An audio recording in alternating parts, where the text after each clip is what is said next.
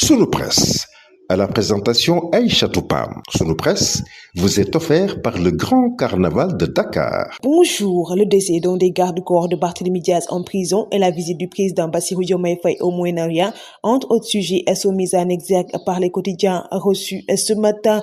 Barthélémy Diaz accuse le régime en place, titre le journal Rewmi Quotidien, parlant du décès d'un membre de sa sécurité en prison. Vox Pop traite cette question dans ses colonnes. Après des douleurs en prison, Bassirou Diop, l'un des gardes-corps de Barthélémy Diaz, meurt après avoir été transféré à l'hôpital de Saint-Louis. Le procureur ordonne l'ouverture d'une enquête et une autopsie. Et Barthélémy Diaz qui parle de résultats directs d'un acharnement contre l'homme qui défend la démocratie et la justice sociale. Le journal Tribune abonde dans ce même siège avec la déclaration de Bougane Gueye, selon qui la résistance face à la tyrannie est un devoir. Parlant de la radiation de Barthélémy Diaz, le journal Le Quotidien s'intéresse sur la visite du président Bassirou Diomaye Faye au Moyen-Orient, mais à sa une, Diomaye joue au golf.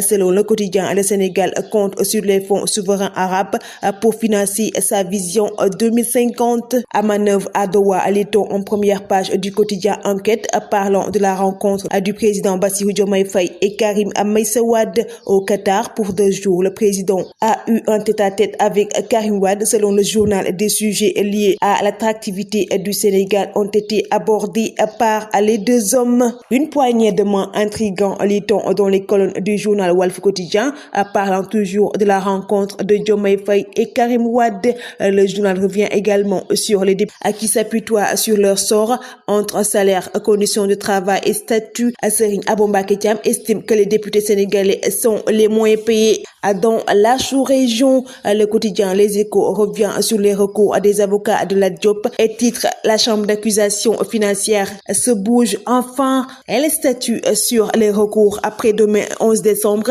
Lat Diop qui demande l'annulation de la procédure et la mainlevée de ses comptes. Le journal Libération revient sur les troublantes affaires de Barrick Gold à Bamako. Le pôle économique et financier a émis ce 2 décembre un mandat d'arrêt contre Marc Bristow pour blanchissement de capitaux, entre autres. À Dakar, une enquête ouverte sur un redressement de 122 milliards 60 millions 813 400 francs CFA datant de 2020. Le quotidien national Le Soleil s'intéresse sur l'accès à l'eau des villages autour du lac de Guiers et met à sa une à comment l'État va corriger le paradoxe de nombreuses localités bondant autour du lac qui alimentent Dakar n'ont pas accès à l'eau. Selon le journal, la nouvelle réforme à venir entend gommer ces disparités. Le journal Sud Quotidien revient sur le rapport national 2024 sur le climat et le développement au Sénégal, mais à sa une alerte rouge de la Banque mondiale. Près de 2 millions de Sénégalais pourraient sombrer dans la pauvreté d'ici à 2050. Le quotidien L'Observateur nous dresse le fabuleux destin d'El Malick Ndiaye, deuxième personnalité de l'État. Jaraaf perd 2 points. Lit-on dans Tribune Sport, qui revient également sur le stade Abdoulaye Wade qui a été vandalisé par les supporters algériens. Le Carnaval de Dakar célèbre le riche patrimoine culturel africain.